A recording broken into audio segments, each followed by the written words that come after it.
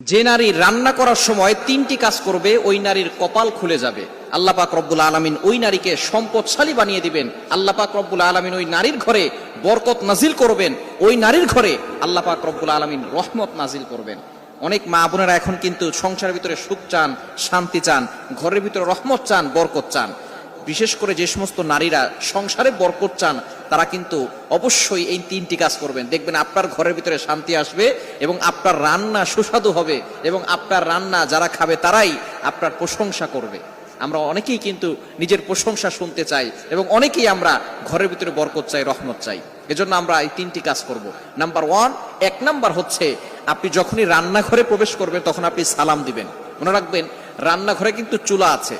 এই চুলা, গ্যাসের চুলা বলেন আর যেই চুলাই বলেন, এই চুলা থাকার কারণে যখন আপনি রাতের বেলা সেখানে থাকেন না, এখানে কিন্তু জিন জাতি থাকার সম্ভাবনা আছে। এই জন্য যখনই আপনি রান্নাঘরে ঢুকবেন তখনই সর্বপ্রথম এক নাম্বার